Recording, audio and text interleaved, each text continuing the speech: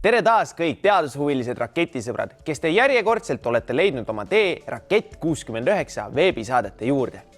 Täna vaatame, kuidas nendest vahenditest ehitada aparaat, mis lennutaks golfipalle sihtmärki. Meil on kasutada erinevad torud, natuke puitmaterjali ja lehepuhur. Nendest vahenditest võib läheneda aparaadi ehitamisele mitmet moodi.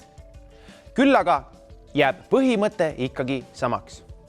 Meil on lehepuhur, kust tuleb välja suunatud õhuvool ning sinna õhuvoolu peame sisse juhtima golfipallid. See õhuvool lükkab pallid lendu. Ehitasin ka mina vastava versiooni valmis. Golfipalli kahur 2000. Siin näeme, et õhuvool tuleb lehepuhurist, millele juhitakse sisse golfipallid külgsuunaliselt. Golfipallid lendavad välja sellest torust. Aga kuidas valida neid toru pikkusi?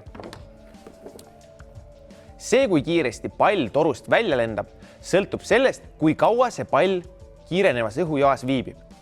See tähendab seda, et mida pikem on toru, seda kiiremini saab potentsiaalselt pall siit välja lennata. Teisalt võime piirata seda aega ka sellega, kui kiiresti uusi palle peale laeme.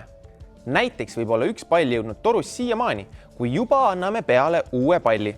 See uus pall blokeerib õhujoa, mis liigutas edasi esimest palli ning nüüd kiirendab see juba teist palli. Selle arvelt aga esimene pall enam ei kiirenenud ning peab jõudma sihtmärgini oma seni saavutatud kiirusega. Seda saamegi varieerida sõltuvalt sellest, kui kiiresti anname palle peale või kui pika toru valime. Aga proovime nüüd, kas meie masin ka töötab. Nüüd on kahur täis laetud. Olen siia lisanud ka grilltiku, mis hoiab esimest palli kohe õhuvoolu kukkumast. Kui ma laseks nad kõik kohe siia sisse, siis suruks teised pallid selle esimese palli kinni ning kui lülitame masina sisse, siis ei lenda ükski pall mitte kuhugi.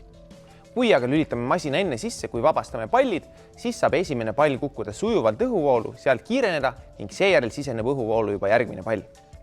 Aga proovime nüüd, kuidas masin töötab.